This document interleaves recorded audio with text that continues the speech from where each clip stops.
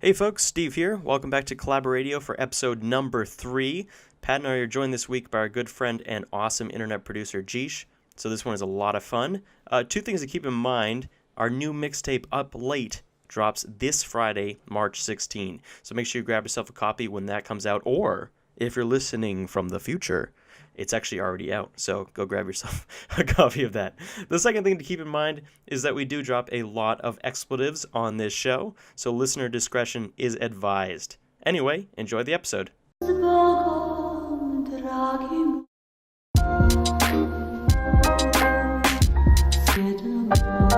All right, welcome back to CollaboRadio. This is episode number 3. I'm your host today. My name is Steve, also known as ThinkFishTank. And with me, I've got two very special guests. You know him from his previous appearance on CollaboRadio twice. This is episode number 3. That's He's Pat, a regular. a.k.a. P.SUS. What's going on, man? Yo, what's up, dude? Hey. And then joining us for the first time on CollaboRadio, we've got the homie Josh, a.k.a. Jeesh. Hey, how's it going? It's going all right, man. How are you? Yeah, I'm very good, thanks. Very good. Awesome. So, what's new, boys? Pat, you Not go much, first. dude. I feel like you have a lot more going on than I do. Are you sure about that? I'm positive. I mean, just the weather is beautiful down here in Florida, so I'm enjoying that. Mm-hmm. You got to rub that in at least once per episode that you live in Florida. Yeah, we've covered that. That's good. So the irony is, I'm sorry. Yeah, I mean, yeah. Any opportunity you can. If you live in Florida, you should really just drop that. I It's try like not name to be that guy too much. You know what? Guy. You kind of earned it though, because you grew up in the Northeast, so you know Yeah, what like shit is. that's exactly So- what it is. That's exactly what it is. Nope, I would be doing the same in your shoes. And the irony here is that it's literally about to start snowing up here in Maine, and we're going to get No a way. foot of fucking snow Damn. in the next 20 hours. Oh, shit, dude. It's ridiculous. Oh, by the way, That's Jack's a not here lot with us at today. once. I know. Yeah, it's seriously a lot at once. And we can actually see the ground, like we can see grass. You know, there's almost no more snow, and then we're just going to get dumped on again. It's kind of a mess. It's ridiculous. Last week we Dumped had on. about 2 inches of snow, and the whole of England just gives up. It honestly, Yeah. we don't know how to deal with snow. Like England's like, bloody hell, there's snow on the road. I can't go to work in these conditions. Especially southern England, I guess, right? It's probably less yeah, common. it's really rare for it to snow down here, and I couldn't get into my car because the doors had frozen, and I tried everything to get into my car. But Oh, my God. You gotta I was stuck. pour boiling stuck. water on it. well, Yeah, I was it's the key. thinking that, but then I was thinking that You would make that yourself make a it nice worse? cuppa, and then you use the leftover boiled water. You dump that in your Yeah, car. all British people carry around a flask of Earl Grey tea with them. Just ready to go at any time. Just boiled, freshly boiled water. I say, It's like, oh, your car smells nice. What is that? smells like Earl tea. Grey? Lovely, lovely. Any biscuits? Scones. Lovely. That'd be incredible. Just like a built-in burner in every English car in the back seat. You're ready to go. You got a kettle back there and a couple of teacups. Yeah. You know, Oh, that's man. a pretty solid idea. I think someone should do that. Thank you. Yeah. We should get on that. I think it would sell pretty well. It's like a camper van, but like it specifically for tea. Just like driving to work, like, can't waste another minute. Wait. Tea time Like, must come now. Instead of like ice cream vans, we have tea vans. Just a tea trolley rolls up and plays a very English tune. Yeah, like it plays the national anthem as it goes around. It's like, oh yes, it's tea time. That would be awesome. Actually, That would be dope. That would be dope. I remember I'd be those. down for that. Do you remember those ice cream trucks in London that say Mr. Softy on them? Yeah. Well, they down here we have Mr. Whippy, Oh, which sounds gross if you ask me. Yeah, they're I both think- pretty nasty. Mr. Softy is just such a weird phrase to utter aloud. Hey mates, you got yourself a Mr. Softy? Yeah. It's like, I've just been down to see Mr. Softy. But know what I'm saying. yeah, it's like who. This I don't know podcast is who off thought to a of that. great start. Yeah. I'm assuming. I feel like I'm going to ask a dumb question, but I'm assuming you guys have ice cream trucks. Yeah, of course you do. Yeah. Don't even ask. I mean, yeah, like in a city, yeah, something like that. There's Yeah, one. okay. There's Definitely. one that comes around here in the summer only, pretty much. And even though I live in Florida, it still seems to only come in the summer. Right. Right. But where the neighborhood I grew up in, they were like outlawed for some reason. Like the borough like didn't want ice cream trucks for some reason, and it made my Strange. childhood kind of Too much noise. Was there like an altercation don't or know. something? Something happened was with like a previous illegal. ice cream van. I have no idea actually, because I mean, when you're a kid, you don't really understand. They That weren't kind of serving thing. ice cream. They were serving. And you get these like federal felons running around in ice cream vans, like selling ice cream to kids. So, yeah, like the. Wait, Go ahead. No, I thought of a dumb joke, but it was really dumb. I'm gonna say. It's kind of funny. Like sometimes ice cream trucks would sell to in the neighborhood anyways, and we would like see them get busted by the cops. Whoa. Like me and my friends like have a lot of home videos. Like we made it into a little movie, and one of the scenes is just like us filming the ice cream man getting busted by the cops. It's like hilarious. It's like is just the super funniest thing random I've and ever heard. hilarious. Pat grew up in a really rough neighborhood where the ice cream man was getting arrested. Damn. Oh my god. Well, there you go. Just a little ice cream talk. I mean, it's not like they were getting cuffed or something like that. Right? They were getting pulled out of the van. Yeah, they just got like pulled over and they were like talking to him. It's just like, That's still funny, busted. Good I times. suppose like an ice cream van is a good cover up for like dealing drugs. Yeah, I would think so. Yeah, that's It's a like good point. who suspects the ice cream van? I mean, if I was a drug dealer, I wouldn't want like a giant like I wouldn't want to draw so much attention to myself, you know? Like, Well, that's the whole it's thing. like It's a in giant plain view. speakerphone on the top of your car. I don't know. Just like drawing so much attention to yourself, like while you're like, here, take this drugs real quick. I don't know. It seems like kind of counterproductive. Yeah, it is. I take it back. It's a bad idea. How dare you? I think it's only because I recently started rewatching Breaking Bad. Oh And, yeah, yeah. Just the whole like kind of cover up situation. It's cool. I mean, it could be. I mean, Wait, could have you be seen right Breaking about Bad, that. Pat? I've seen like one season of it, but nothing else. Okay. Yeah, same here. I don't know why Dude, I really? haven't Steve, watched the I show. would've I know. I would have thought you would. It's you'd really enjoy it. I know. I'm sorry. I need to get on that actually. Actually, you know what's weird is I've Don't seen Better apologize. Call Saul, which is kind of Oh, it's like it's sort of a prequel of sorts. that's But that show, backwards. Oh, is it? I didn't realize. I thought it was sequel. Never mind. no, it takes place before the events. Isn't of it more Breaking like Bad. a comedy? It's like a dark comedy, yeah. Okay. But yeah, it's definitely more comedic. And what's his name? Bob Odenkirk is awesome. So that's kind of how why I got into the show. He's such a Yeah, I like fantastic him. actor and character in that show. Yeah, exactly. Yeah. It's kind of funny. Like I was watching some Tim and Eric, and he's in episodes of that as well.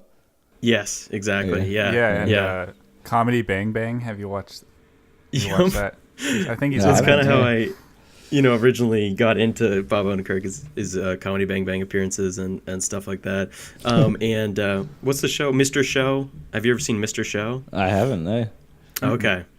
What kind of That's show is it? it's a Mr. Show. It's a Mr. Softy show. No, it's like a sketch comedy show from the late 90s, early 2000s. Okay. I hate saying things like this because now it's official because it's like on a podcast. So it's like people are gonna like have to correct me on the internet. Like, no, Jack, if it's wrong, cut it. I'm gonna say early 2000s. Yeah, Jack, cut this out. Jack. Oh, by the way, I gotta give a shout out to Jack. Jack wasn't able to join us today, but he starts every show by saying, "Here we fucking go." So here we fucking go. This one goes out to you, Jack. Fucking go. This one pouring out for the homie. All right, so we really should touch on the mixtape that's coming up. Make an official announcement about that, which is really exciting. So on we March mentioned 16, it last couple times, I think. Yeah, we've been teasing it, but I think originally we said it was going to come out in February, and then we said it was going to come out like early March. Yeah. So we've got an official date, we've got a name, we've got a roster lineup. So basically the release date is March 16, which is a Friday, and the mixtape is called Up Late with an 8 after the L. Pretty exciting. I know. How do you guys feel about that? just fanfare in the background. That's incredible. Whoa. Who could have thought of that, man? Who came up with that name? Pun level over 9,000. I think it's 8,000. I think it's a really dope idea. I really like the possible integration with the logo and stuff. I think Dom mentioned this last time, Riverman, but I think it's going to be our best one because it feels like the most thought out, whereas our last couple mixtapes were pretty kind of spur of the moment. So this one's we communicated a lot more and thought a lot about the album's theme and everything. So I think that's going to really pay off. Yeah. It's not exactly done yet, so. Right. But well, actually, we'll see what. Just a little. That's why I'm talking in future tense. Right. Just a little behind the scenes. Basically, we have a Dropbox where we dump all our music in, and at the moment, the Dropbox is literally just songs from Riverband and P.SUS at this point. So nobody else has finalized their tracks yet, but you know what, you will have at the very minimum you'll have a lot of really cool P.SUS and Riverband songs to look forward to. I mean, this is how collab albums go a lot of the time. Yes, it is. You know, when I remember when me, Jeesh and Dynamo were putting together Far Far Away, there was definitely some last minute scrambling and stuff, and there's some magic that kind of comes from that sometimes, you know what I mean? Yeah, I totally agree. I agree. Oh, I kind of, I don't know if it's just me personally, but I kind of work well under a lot of pressure, and it's that like deadlines, that like it's that like last minute, like you need a push to get something out, which can be really helpful because it's like really creatively gets you excited, but like it's also kind of dangerous because you push hard on some deadlines. And I found that a real struggle when I was doing music commercially, because it'd be hard to get inspired by it, and then you'd have to wait till like the last day and you'd be like, okay, I need to smash this out.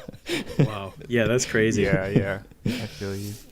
So so I think we can basically say the official roster for the mixtape, who you can expect to see on there. So we got Pat, P.SUS, obviously. We got Josh, obviously. Jeesh. I don't know if I have to say everyone's names. You're Jeesh. I'm just going to refer to you as Jeesh from here on out. Myself, ThinkFishTank. Then you've also got Sapien Alien, Riverman, Evil Man Penguin, a.k.a. EMP, Jaka, a.k.a. Jack. Belinsky will be joining us again, which I'm really pumped for because he's got some cool stuff cooking. And there might be a mystery guest as well. So we'll see about that. But stay tuned in. There might be some more people announced last minute. But basically, that's the main, Collaborate roster. So I'm super pumped to get everyone back on board again. Yeah. And kick ass again. Especially Milo and Belinsky. Awesome. Like Belinsky sort of being the newest member, if you will. Like sort of, we just put him on the website. Yeah, he's official. I love Belinsky's unique taste as well. Me too. His unique spin. Definitely a welcome addition. Yeah, he has like just a really, really unique sound that I dig. Both Milo and Bill haven't done too many tracks for our stuff in the past, our collab Collabor8 stuff in the past, so it's good to have them in there. Yeah. Meanwhile, exactly. you know, me and Riverman got all kinds of music we're throwing at you. Yep, you guys you're on the ball. You know, unlike me and Josh, who are waiting till the very last minute. You guys you've had music in the Dropbox since December, I believe. So it's kind of ridiculous. Yeah, I honestly feel envious of other people's work ethic towards like, or not work ethic, but like creativity workflow. Yeah. I feel the same way. There's some people who are able to just like keep putting stuff out, and it's all like good stuff. Like, but for me, I feel like it's always like that 4 o'clock in the morning. You stayed up like, you stay up like the whole night, and you hit it out all out in one. But like you have like one song finished it like every month. So it's just it's frustrating. Well, there's room for both kinds of people. You know, there's advantages and disadvantages to both methods. So it's good to have that kind of spectrum of different types of artists. There are different things come with that. Yeah, no, absolutely. Yeah, there's pros and cons of each. Yeah, for sure.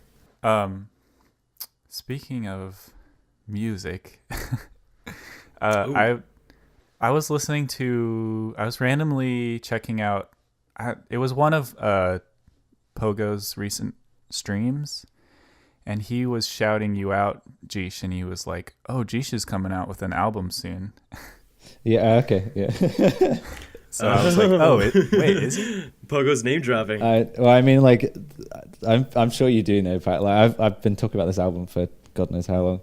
Okay, so I just wasn't sure where we were at with it. It's like the video game album, like right. Like all samples kind of like taken from video games that I've been working on for ages. I think because it's quite an important project to me. I think the closer you are to a project, the harder it is to kind of distance yourself and not get too weighed down on the details. Yeah, definitely. So I've kind of been struggling with that. To be honest, I've kind of taken a break from it for the last few months. But I'm definitely hoping to like finish it and get that out and done. But yeah, just need to be. Well, there's no rush. I wanted to ask you about that because.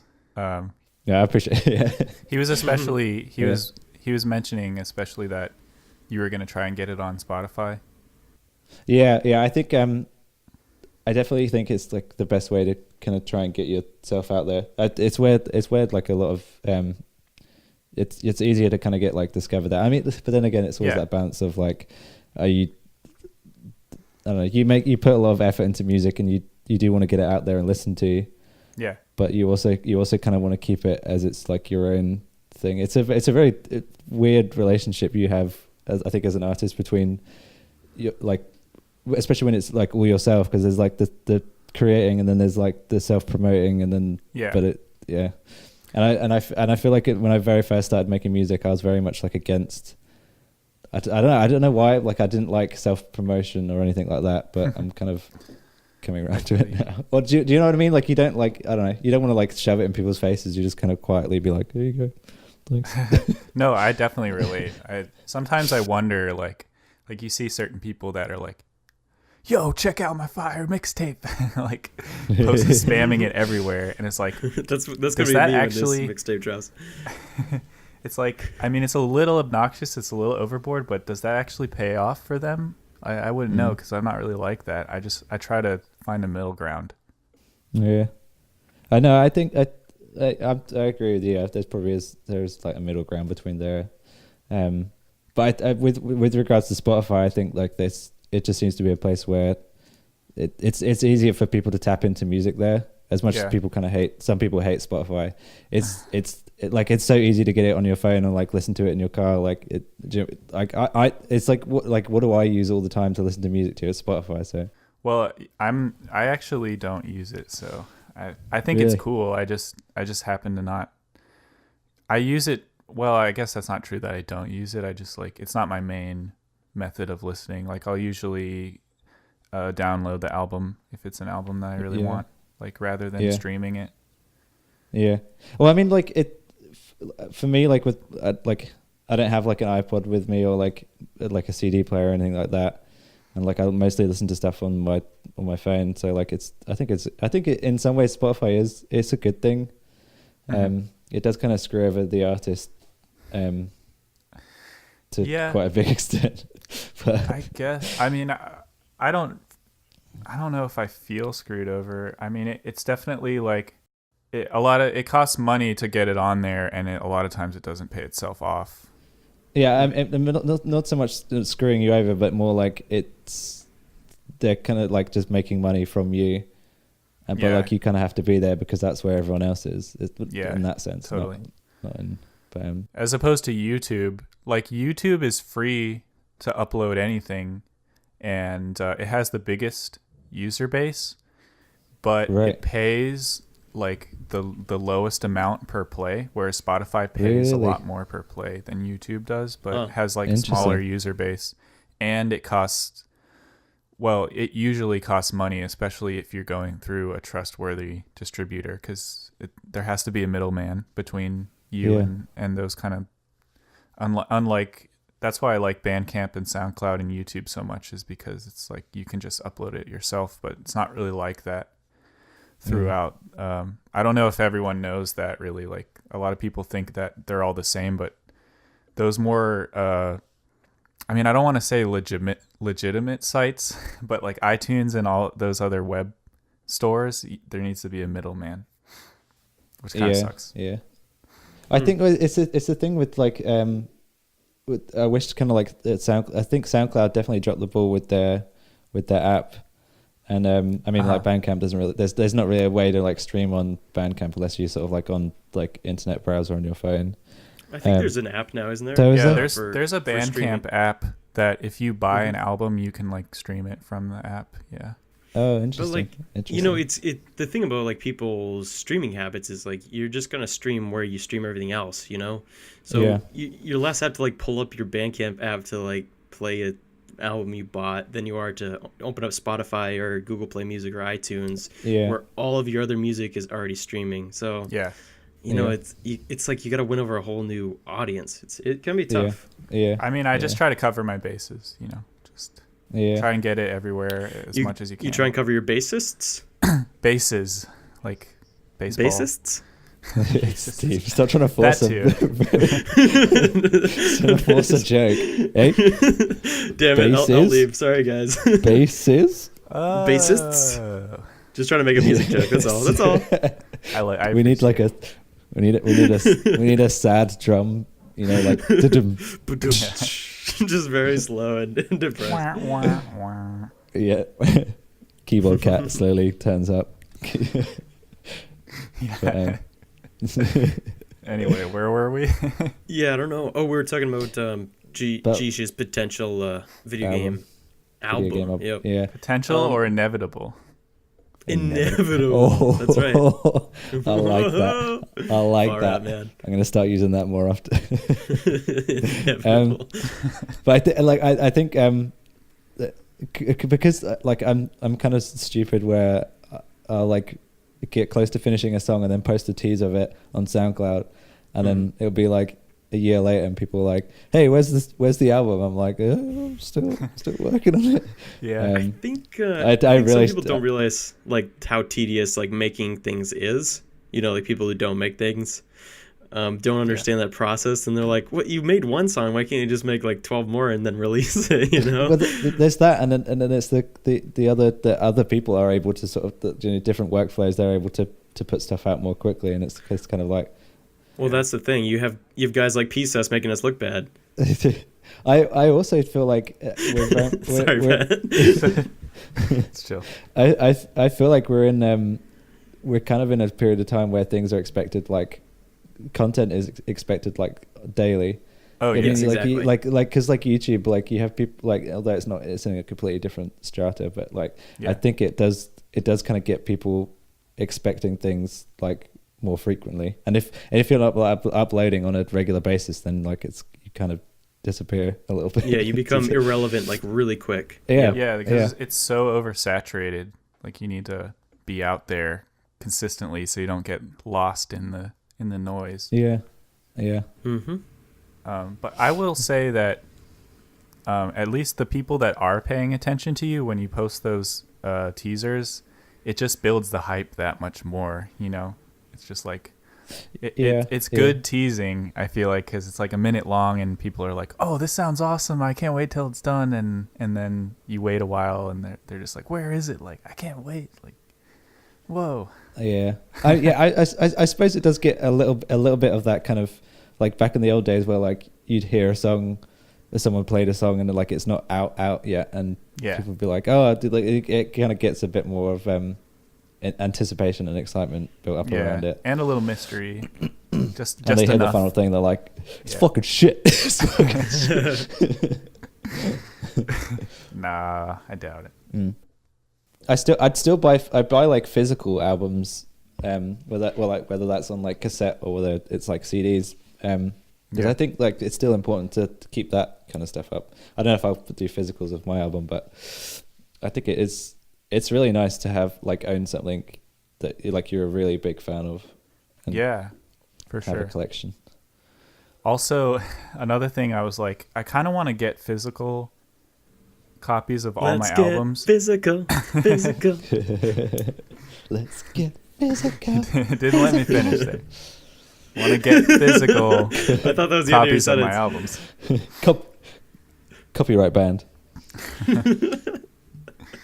Yeah, we're getting kicked off YouTube. Sorry, I'm sorry, Pat. Go ahead. What are you saying, Pat? Sorry.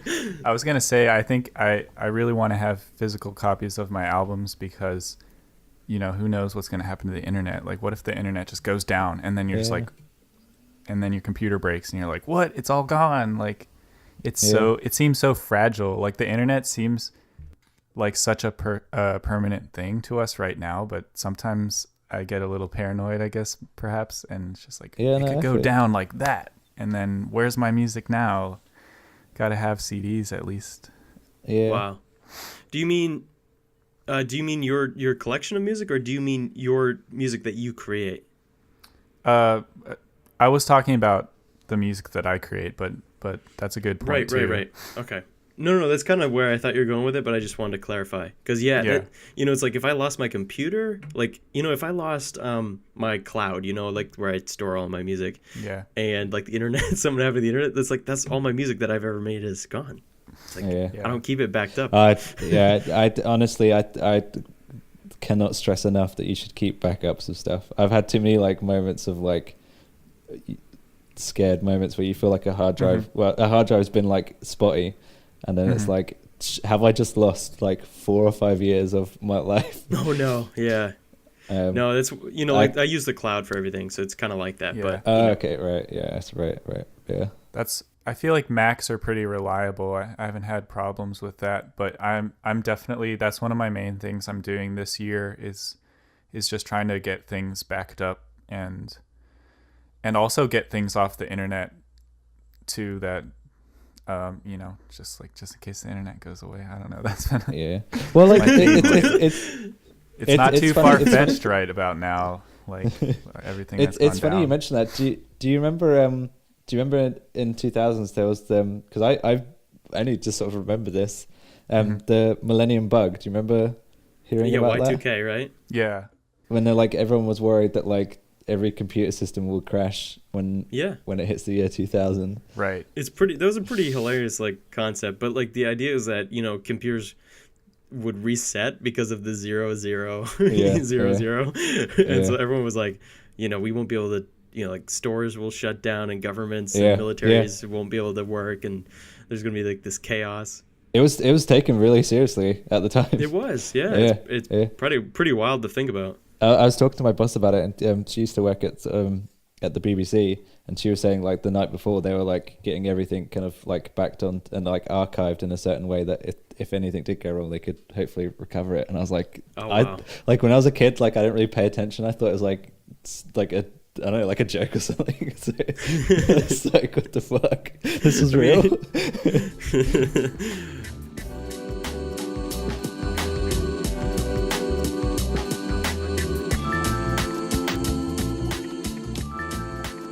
Are you doing any live stuff, Pat?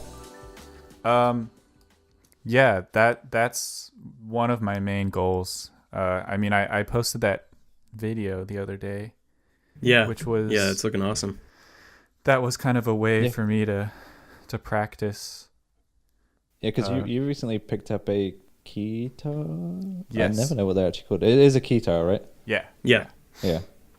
Yeah, That thing's dope. Thanks, dude.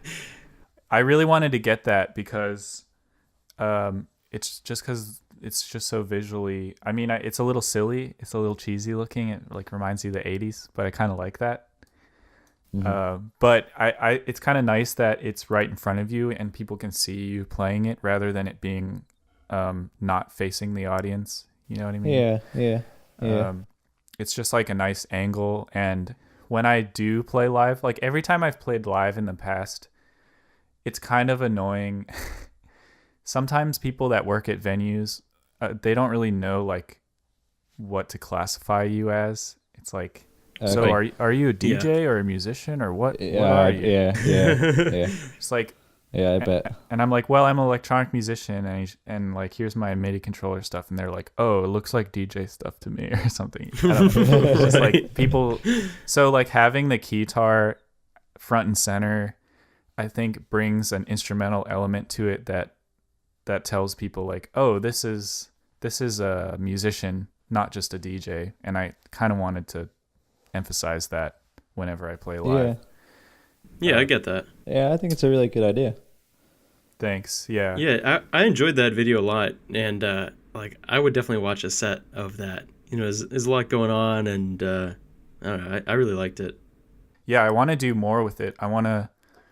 I'm still sort of learning how to do live looping within Ableton, which is yeah. It's like, you know, recording something and then it loops instantaneously. Sure. Like Reggie Watts is probably the most famous live looping artist out there right now, I would think.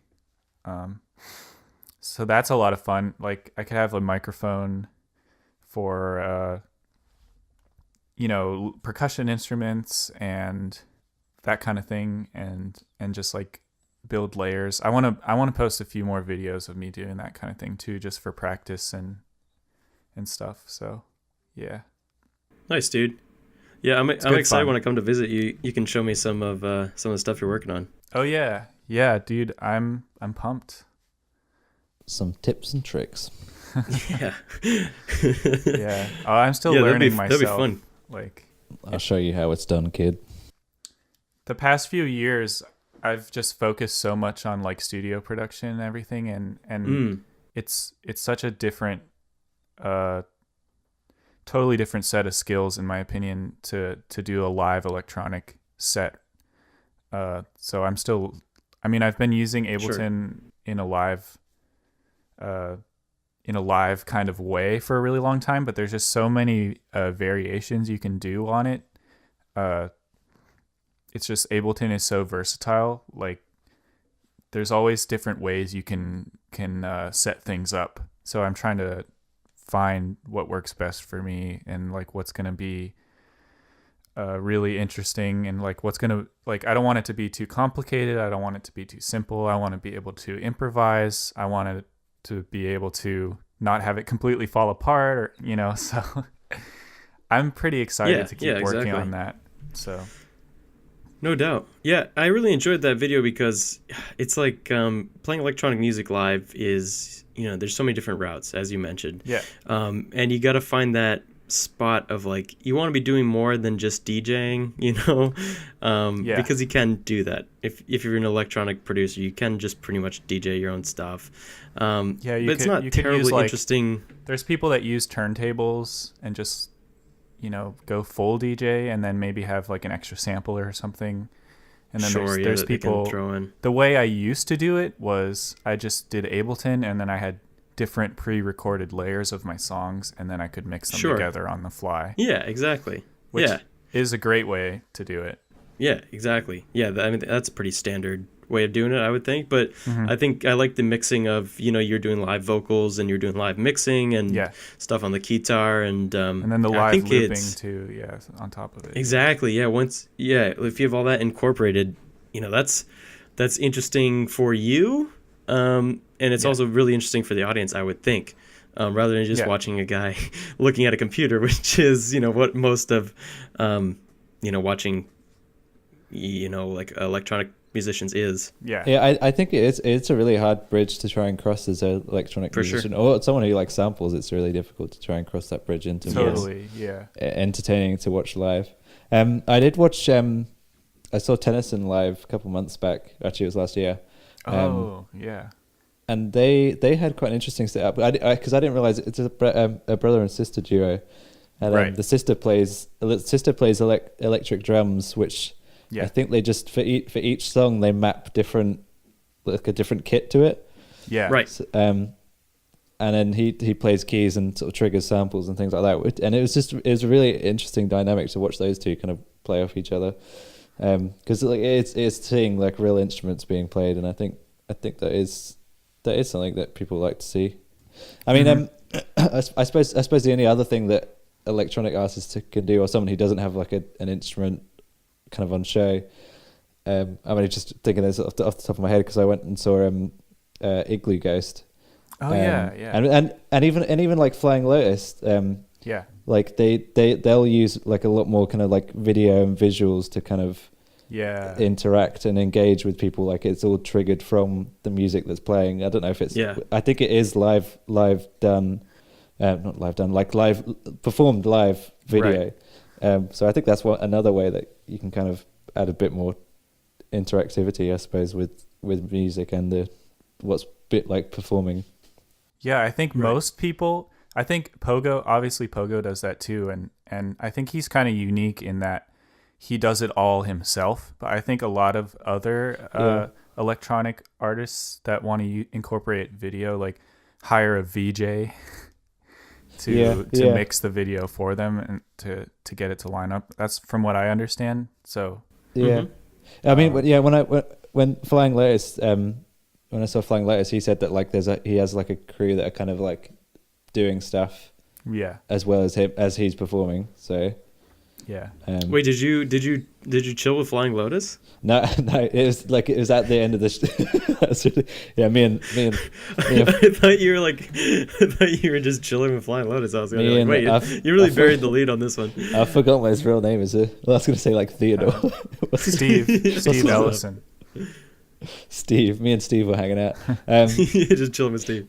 No, I think like at the end of his show, he like kind of said like big thanks to the video guys who've been made this shit look awesome and stuff like that. Big thanks to Josh, and here's a couple tips for him. I was using VJ the whole show.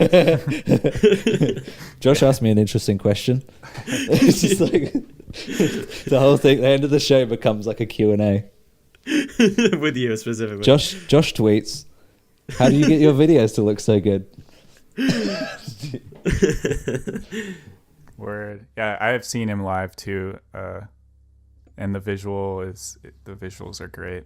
They're really cool. Yeah, I suppose that's like it's just a way that you can kind of add a bit of interactivity. I'm trying to think. There's another artist that my friend went and saw. He said it was amazing. I mean, that's kind of the thing. That's the electronic artists put a lot of emphasis on the visuals. I suppose that's not all you can do, but that is the easiest way to go about it. Yeah, to appeal to a really broad audience. I mean, because I could watch somebody using Ableton with their MIDI controller. Like I would find that interesting, or like watching a DJ is interesting. Even if you don't know exactly what their Ableton setup is like, it still can be kind of entertaining if you're into it. But to just appeal to a broader audience, you need something else right now. Like it's too new and for people to really, because I mean, classical instruments are hundreds of years old. So like, I mean, if you saw a piano for the first time, you'd be like, what the heck is he doing? Like he's just pushing buttons. But and it's kind of the same way now with MIDI controllers and everything. But I think over time it'll get more and more accepted. And he's just pushing buttons. Yeah. Just imagine like Elizabethans be like, oh, he's just pressing buttons. It's the same. It's Exactly. the same sort of thing. Like sometimes people like dismiss electronic music because they're like they're just hitting buttons in a sequence that they've memorized. That's not music. That's literally what playing a piano Exactly. is. Yeah. That's You're just hitting my buttons whole in a point, sequence yeah. that you've memorized. It's very silly. For sure. So, yeah, I'm trying to do the same sort of thing with the guitar and whatever, because I don't really know anyone that VJs, or I don't really like. That's not really my forte is video in general. I mean, I guess I could learn how to do it and stuff, maybe, but yeah, for me to appeal to a wider audience, I definitely need some kind of instrument there. Yeah, I dig it. You know what? Something I was thinking the other day, bringing up like playing electronic music live, is like, you know, I agree with you, Pat. Like I enjoy watching people use like Ableton and whatever the software is and the hardware. Yeah. I really enjoy that, but I wish like these people never play in a way that you can actually see what they're doing. They're always behind a table, behind a computer. Like think of like Daft Punk, they're like behind a massive desk. Yeah. It's like why isn't there a electronic musician that like plays to the side, plays backwards, so you can like really check out what they're doing? I find that so fascinating. Well, isn't it like isn't that like kind of what well like I feel like a DJ equivalent is I don't know if this is correct or not. You might know, Pat, but like a boiler room set, is that when the crowd is like behind the DJ and they're like watching the DJ perform? Oh shit. Yeah. Oh, okay. Is that correct, or I didn't know? Well, there's boiler room. There's different kinds of venues and stuff that they do boiler room sets. Like sometimes it's more intimate, like it's just at somebody's house or whatever, and the people there are, you know, it's really focused on showing what they're doing with their hands and everything. And then there's other boiler room sets where it's more like a club and there's visuals and everything. But I'd say in general, it's like it's kind of it's about watching the DJ. Yeah, right. Yeah, exactly. It's more focused on the performance than like the people just dancing. Yeah, sort of. Is that what you mean? Yeah. Yeah, okay. Targeted. I mean, That's I awesome. meant targeted towards people that are more interested, not marketed. I don't know. I guess nerds. Either works. Yeah. It's marketed towards nerds. Yeah. I get it. Exactly. I suppose to any other like I think the closest you can kind of get to it is when like, you know, and like Madian and this whole like big craze of like using launch pads for like lots of like sampling and stuff like that, but it's still trying to get that. It's still not quite like an instrument that you hold. Like it's I'm trying to explain it. Like it's not like something that like you can watch someone perform it unless it's like a overhead camera or something like that. Is kind of like shown to the audience. Exactly, and that's why I wanted the guitar as opposed to just having a keyboard. It's the same thing. It's like, Yep. I can do that.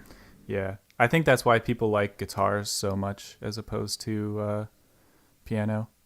It's like because it's more visually front and center. When I was watching Igloo Ghost, he had this like MIDI controller, and then at one point he like picked it up to like do something with it, and it unplugged, and like the music just carried on as it was normally. And I was like, is that like doing anything? That's awesome. But to be honest, like you just don't care. Like his visuals are awesome anyway. But like he like I saw it unplug, and then he like started laughing. But he had a laptop though, right? Yeah. So, I mean, it's probably like stuff was sequenced and it was just continued. Yeah.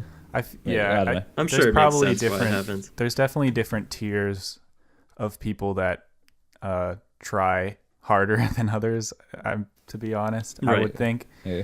There's definitely people that, I mean, and it's like no hate, but you can kind of tell that there's people that are just kind of there. They're like live isn't really their thing, and they're just trying to keep it as simple as possible. Yeah. Like not exactly faking it, true. Yeah. but there's different degrees of performance with it. Yeah, I agree. Yeah. But I mean, no hate for sure. either way. I mean, it's all about the But music. that's also kind of what is appealing about electronic music is like, I'm not a musician, but I would still love to play live because, well, I'm a performer at heart, you know. Oh, yeah. So right. that aspect is very exciting to me, but it also gives people like me an opportunity to do something like that don't want to learn an actual instrument. So it's kind of cool in that way. It's more of a performance piece than anything else. Yeah, and absolutely. it can be. Absolutely.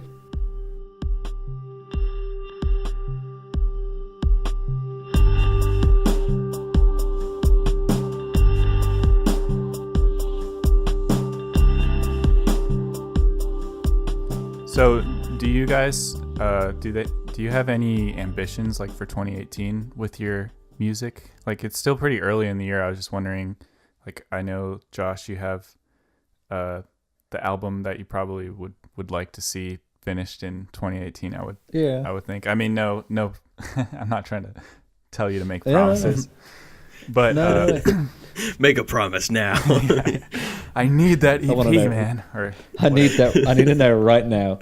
Are you gonna release? We've just brought Josh on here to like force him to announce an album. We're just Give another one of your hungry fans here.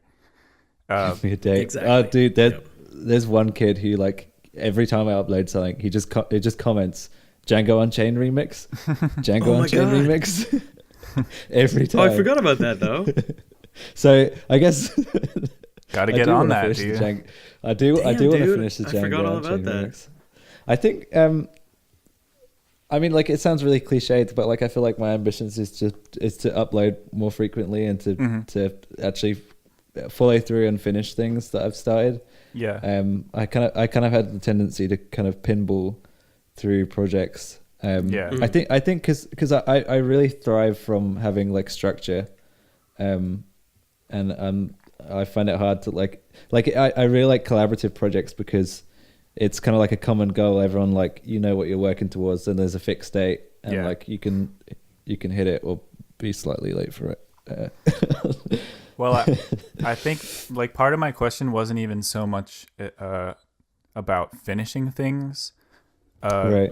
Also just about if you had anything that you wanted to learn, or like new programs that you wanted to get into, or new gear you were thinking of buying, or that kind of stuff, like pushing your stuff forward. Yeah, dude. I suppose like I'd really like to fully commit to learning some music theory and learning how to play the keys a bit better. Like I have like a basic kind of understanding of some chords, but I'd like to sort of just delve into that a bit more deeper. I think your guitar playing sounds great. I like that little Aloha, is that what it's called? The little Hawaiian kind of inspired track. Yeah. Ukulele. I don't know what this is. Yeah. I think I think that's another thing like I'd like to try and sort of look into a bit more is playing. Oh shit. Fuck. Sorry guys, I'm driving at the moment and I've done something terrible. I sold someone an ice cream. Just like run out the room. Fuck. It's the popo. Yeah, sorry about the traffic. The traffic's really loud today. We're gonna have to find a way to cut that out. But. Just been sorted. I can try to think where I started off. I think like another thing that like you were just saying about playing the ukulele. Another thing I'd like to really try and incorporate is playing more instruments and I'm particularly interested at the moment. I don't know why, but like I wouldn't mind trying to do some stuff with a vocalist. Oh, nice. I'm not too sure where that's come from because I've always kind of been like more drawn to doing instrumentals. Right. But I don't know. I think it's just I think it's good to sort of like try things you haven't tried before, and that's something that I haven't really delved into properly. So yeah, I heard there's a pretty good vocalist in like the Philippines named John Sean or something. John Sean. I bet you could call him up. Kid's got a voice of an angel. Me angel. He's got a voice of me angel.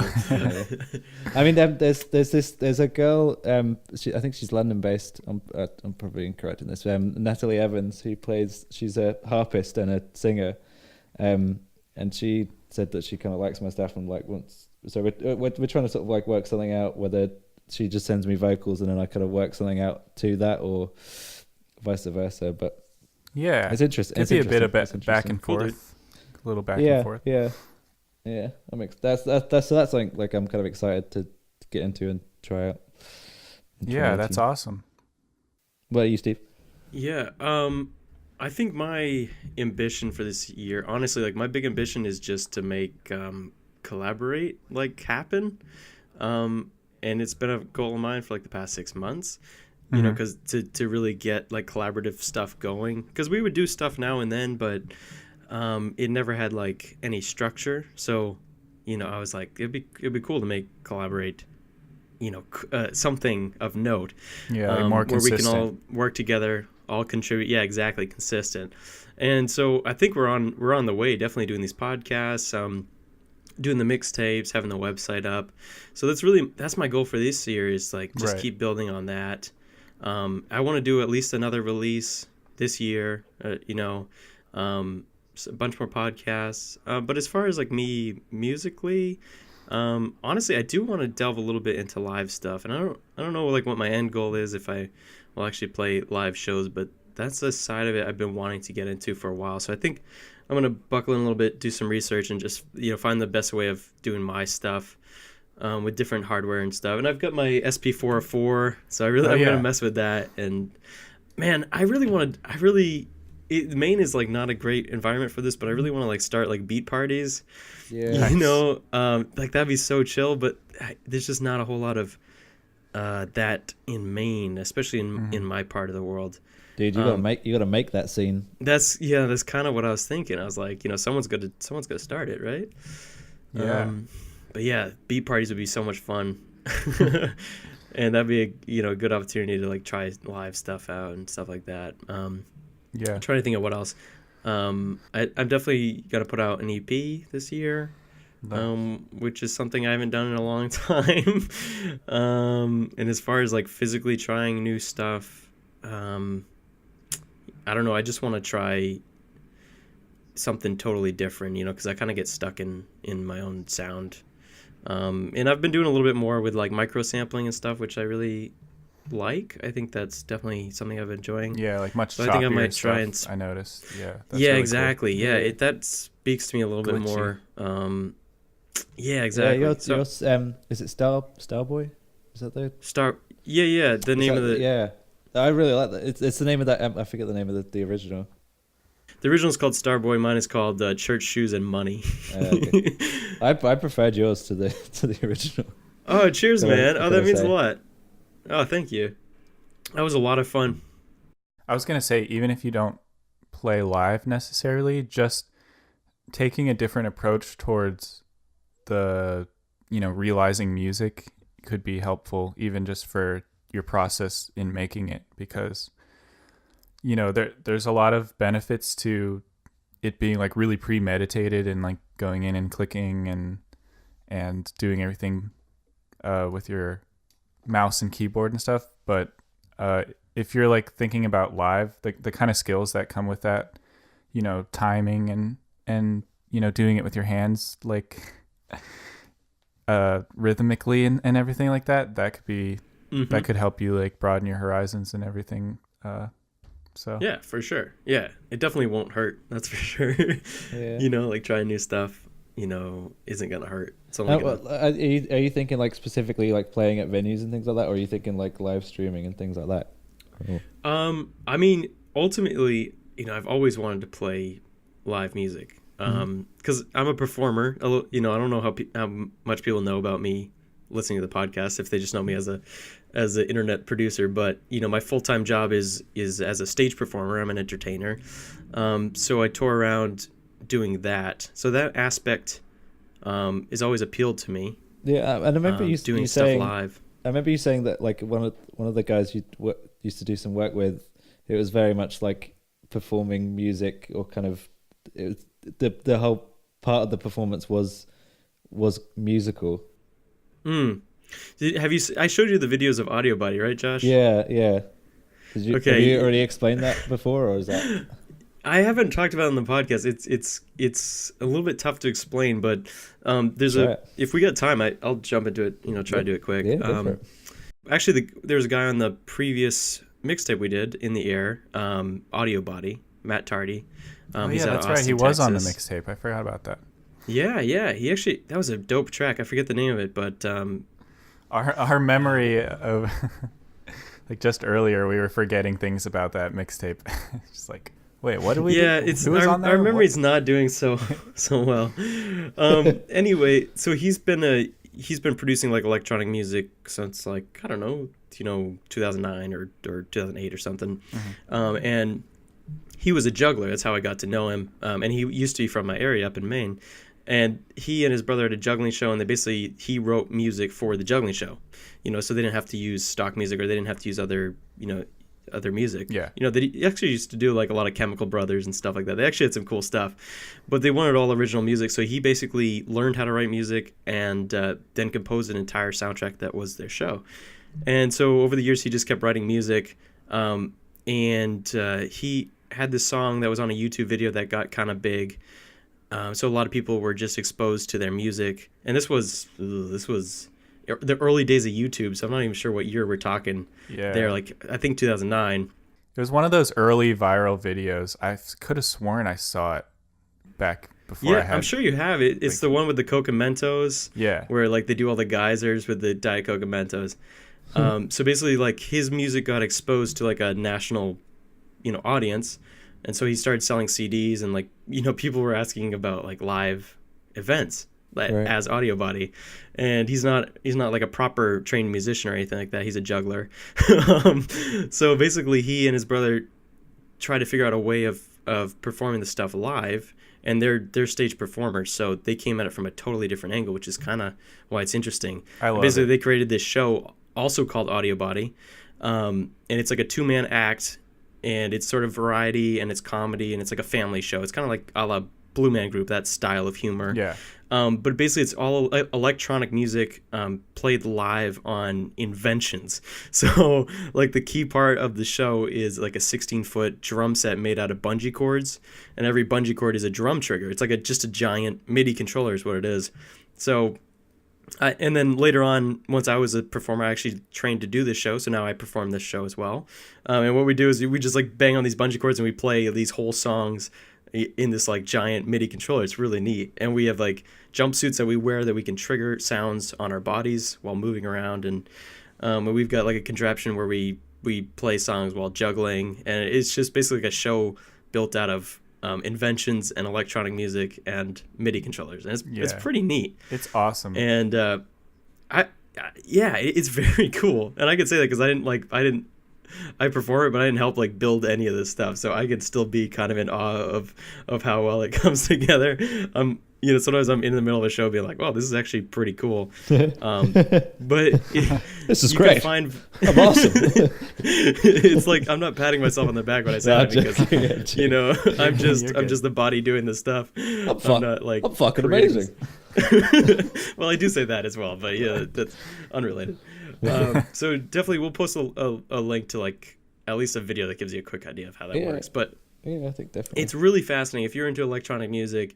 Does he have like does he have an engineering background or something too? Is that how he does the inventions? Not really. No, he's just a very creative person that has patience and is willing to learn things. I could never think of that stuff. It's so awesome. It's really brilliant. It's really like using your ingenuity as well, like to create instruments out of real world things, or like not instruments, but like you were saying, like giant MIDI instruments out of weird and wacky kind of visually interesting things. It's really awesome. Yeah, it's pretty weird. It's pretty weird, but I think people who listen to this show would you pretty much summed it up perfectly though. Oh, cool. Right. Yeah. So check that out. But that gives you an idea of like where I'm coming from. I don't want to do that with ThinkFishTank. I want ThinkFishTank to be, more of a traditional DJ, VJ set. Right. Where it's music and video. I wouldn't be juggling and I wouldn't be, throwing fire in the air or anything like that. I just thought it kind of like not related directly, but like you have like some experience of kind of like performing like live to some extent, if you know what I mean. Is there some correlation between the two? Yeah. I know what you're saying. Yeah. Got the stage presence. Yeah, that's a big part of it. Is like I like being on stage and I like being on the road, and that's my life already. And I don't think I would ever be able to. I want to do it more. I don't think I would ever be able to, have that as like an alternate career. But it's something I want. It's something I've wanted to do. So I think,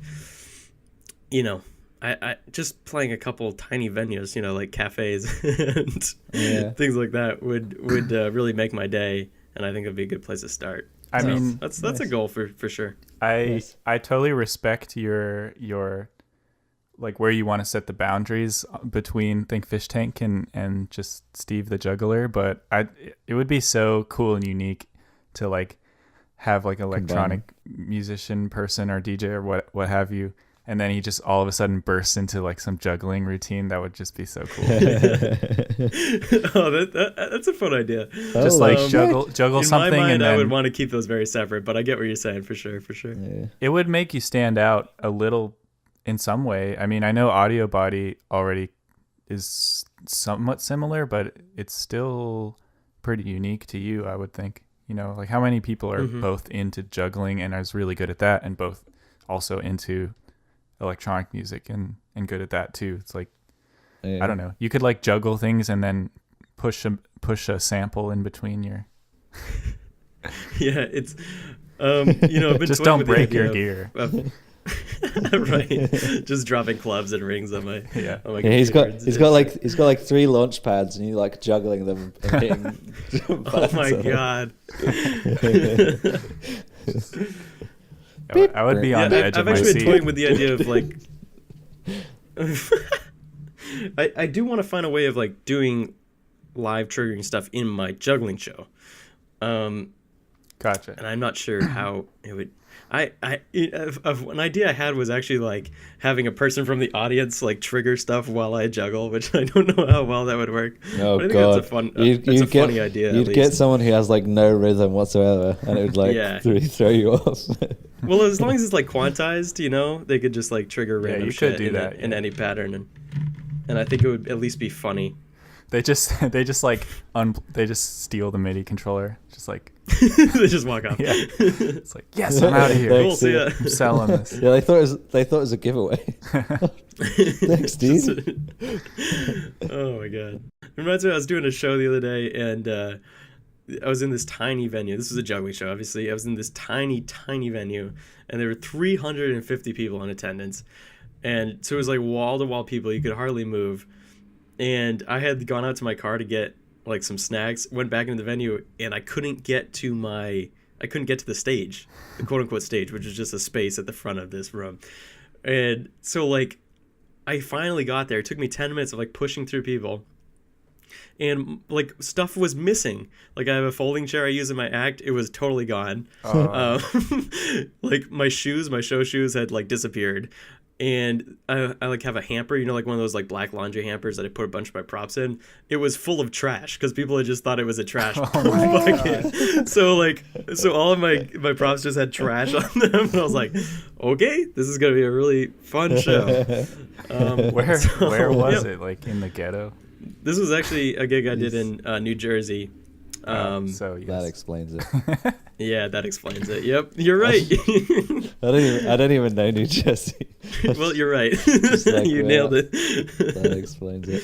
Was Milo there? Good. No. Did But he I steal met your up with shoes? him. Milo instigated it all. Yeah, I met up with Milo, which was awesome, and we put together like a short little beat in a hotel room that we're gonna turn into something. So I'm really excited about that. Oh yeah, that's right. I want to hear I don't think I've physically collaborated with anyone before, like in real life. Yeah. So it's kind of a fun thing. Yeah, like rather than, you know, over Skype or whatever, we just send project files back and forth. That's usually how we do it. I mean, to be fair, it was him like playing sounds on a synth, and I was just recording them and like sequencing them. So he was doing most of the hard work, but still, it felt collaborative. Oh, I mean, totally. Pat, what about you? What's your plans, aspirations, dreams of 2018?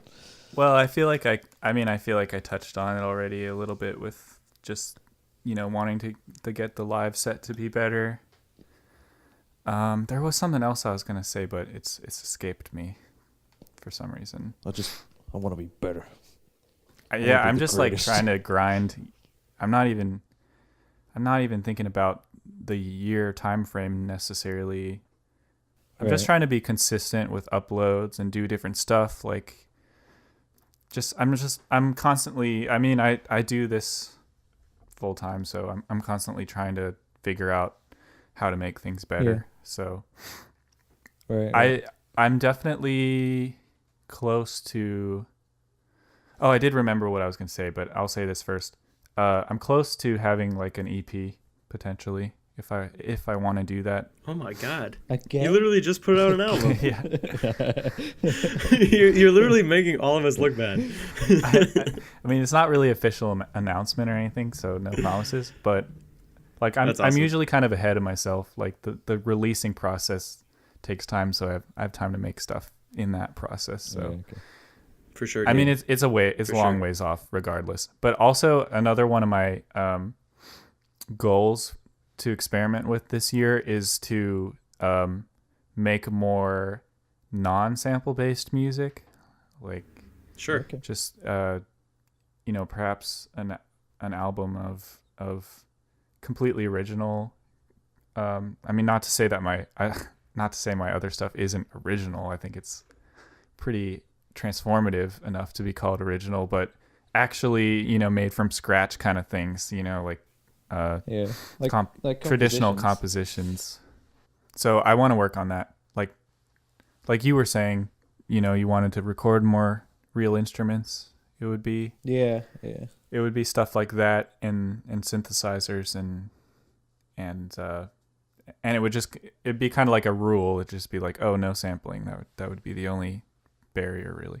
No, get that sample out of here. Get that sample. Get that sample. Get that John Luke sample.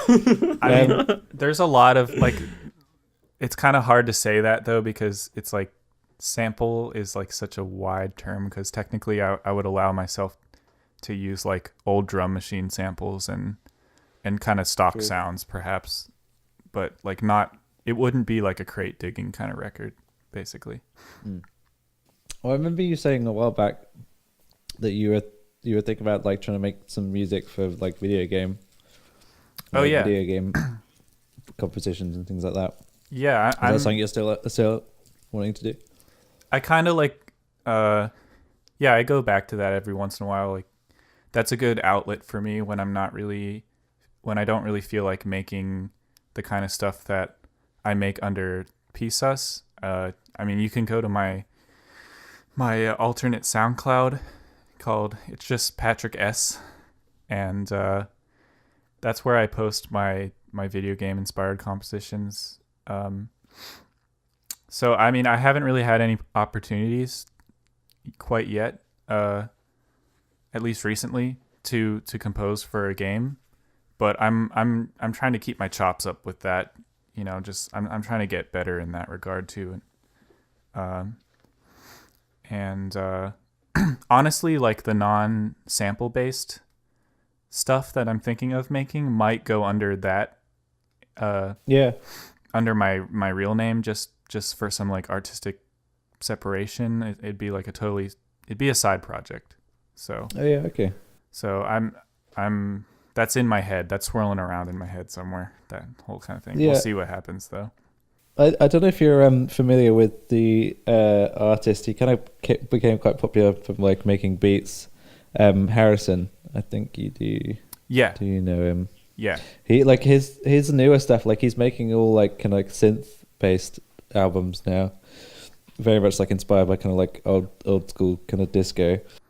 Yeah, I know that. I remember. It's really dope that he stopped sampling. I noticed. He used to be like kind of like one of those future funk dudes. Yeah. That would make just basically make edits of disco songs. That's kind of what future funk is, basically.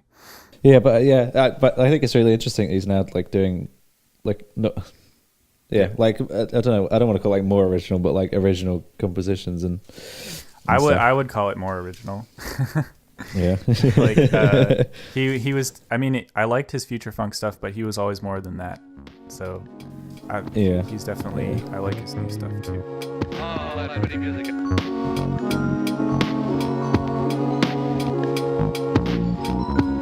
Oh, that's pretty music. I did it back there.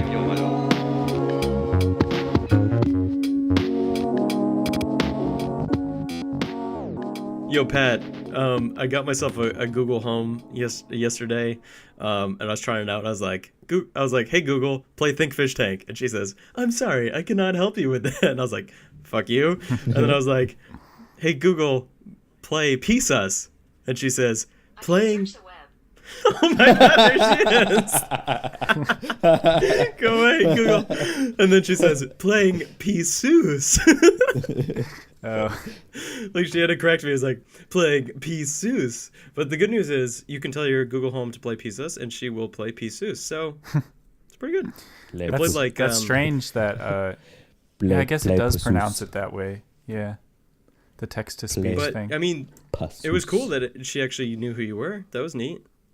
Yeah. See, my old Alexa didn't know who you were, so Google's. Well, I think it helps like having your stuff on Spotify and whatnot. It goes to all those. That's what it is. Yep. Yeah. Yep. Wait, and Google Play. Right. Is Josh talking to himself over there? What's going on? Siri, play Jeesh.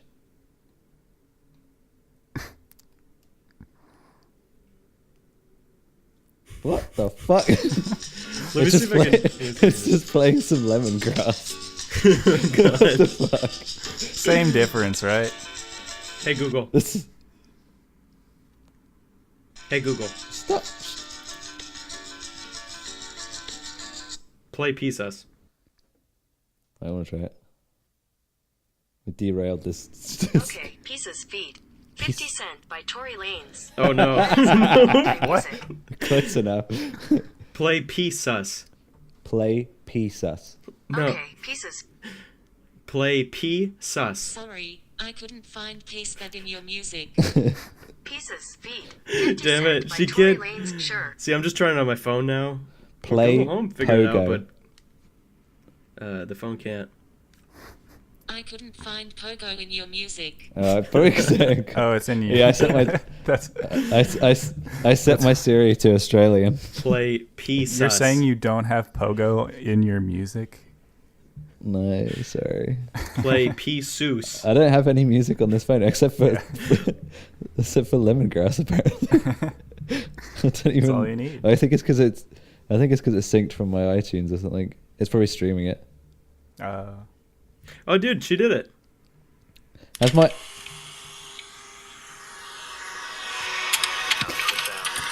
Skyrhythms. I had to say P.SUS, but she got it. Oh my god. That's not how you say Oh my it. Okay. Sorry, dude. You're gonna have to change your name. To oh P.SUS. my god, that's not how you say it. Son of Dr. Seuss. Oh my god. It's not even spelled God. like. It's not even spelled like that. Why would you say it like that? It's not even, I mean, there's irony. The irony is like that's how you pronounce my actual name. So I guess. How to pronounce P.SUS? Right. Like P.SUS. P.SUS. P.SUSCRE. Suscre. We need to do a video. How to pronounce P.SUS. There's an artist. There's like Oh an my Indian. Or I don't know what country she's from, but there's whenever I search myself and stuff, there's this other Indian artist I think, and it's like P.SUS. Oh, interesting. Dude, there's a Jeesh. Jeesh. Yeah, something along those lines. It's like an Indian guy. Jeesh. Nice. They just add. There's Shila. also a Persian Jeesh as well. I don't know if you're aware of that. It means piss. Wow, that was terrific delivery. It means I'm glad we got that in there. PS. So yeah, if you guys listen to this and you're I fucking hate the fact that like the one chance I get on Kotaku, they're like, "Did you know Jeesh means piss in?" Oh, dude, I forgot about that. Oh my I god. was just like the so fuck. funny. Thank you for the highlight, but also thank you for shitting on my name. I really appreciate that. Yeah. It's like a backhanded compliment. Yeah. I guess they were just trying to be like wacky or whatever. Funny. Funny. Do yeah. you know? I didn't Did you want to say know? funny. It's not really funny. Did you know? We're just trying to be. Did you know Jeesh means piss? Fun fact. That should be Fun- your bio. Did- That should be your Twitter bio. Did you know? Oh my god, dude. I'm just taking the piss out of those like video game. Did you know? You're taking a Jeesh.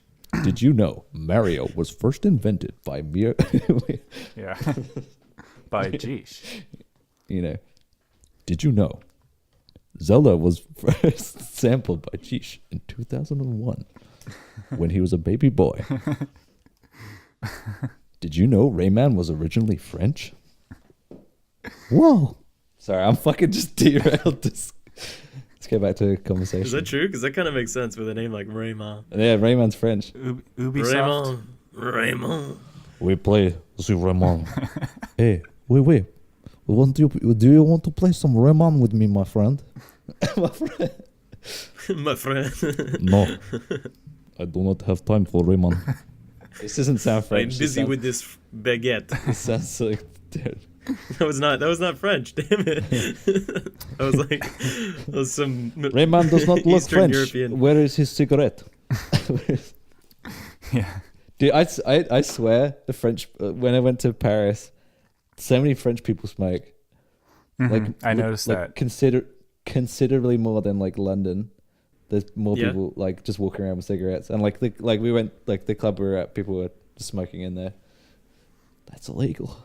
I noticed Stop that it. in like a lot of countries I've been to compared to the US, there's like way more Right. smokers. Like yeah, definitely the European countries I've been to, and Japan. Also Japan, like everyone Yeah. smokes. Really? Yeah. Yeah, surprising. We have like smoking has dropped off like drastically with this generation. It has here. Yeah, it has here as well. Here at least, yeah. So like when I've noticed that too, traveling, it's like people. I'm like, oh, people are smoking. Like, you actually don't see people smoking that often in the States. No, you're totally like I don't even think about it weird. that much actually now that you mention it. But you're right. Like I hardly ever see anyone. I think it is quite like I feel like in my generation, like people I know, it's kind of looked down upon. Like if you smoke, Yeah. not like really badly, but like it just has like a bit of a bad like connotation with like obviously because sure. it's like bad for you, but Yeah. but like it's just not as like kind of accepted. Yeah, I mean, we had to fight no, I think back you're right. so hard against all those pro smoking commercials and everything, like the tobacco Right. industry Right. trying to push Yeah. on us. Did someone tell you smoking's bad for you? Because it's not. It's good for you. Try it. Try it. Try it, give it a shot. Basically, smoking. that could be Pro an smoking. ad. Hey, did your mom tell you that smoking's bad for you? Well, she's a dumb bitch. Yeah. It's like, do you want to get ladies? Meet Dr. Stevens. He says it's good for libido. Yeah. Only Camel brand. Only Camel. Marlboro. Yeah. Marlboro helps you after sex. Yeah. I love watching those old band commercials and stuff. They're so interesting to me. Yeah, what I made that video for Eucalyptus, the Winston's thing. I don't Oh, know if you dude, saw that. I just found that recently for the first time. I found that video. Oh, the one I made? Yeah, it's awesome. Oh, thanks, dude. Because I don't know if you've heard that track, Pat, by Eucalyptus. Called I've Winston's. seen your It's kinda video. like It was the just song- like a long time ago, so I don't really remember that well. Okay, like the song's kind of like singing about like smoking and being a smoker and stuff, and then Oh yeah. yeah. So then I was digging through like all these old videos of like old adverts for like smoking, and it's just like it honestly was like surreal looking through all this footage of just how blatant like smoking's like really good for you, and like smoking's like improves your life, and it's just like the fuck. 9 out of 10 doctors, yeah, or whatever. It's ridiculous. That's a cool song, though. I hadn't heard that song until I saw your video, but I was like, oh, this Yeah, is a dope song. Eucalyptus. Oh yeah, is shout cool. outs to Eucalyptus. His stuff is dope. All right, boys. You want to wrap this up? No, It's been fun. No. No, don't. no. We've laughed, we've cried. It's been a Yeah, journey. I definitely cried on a couple occasions. Did you? Did Yeah, I did. Did you know that Steve cries? Did you know Steve cries? I cried when Jeesh's Uh, album isn't out yet. Every day. Yeah, me Every too. day that you The don't tears release are your shed. EP, I cry. This album will never see the light of day. No.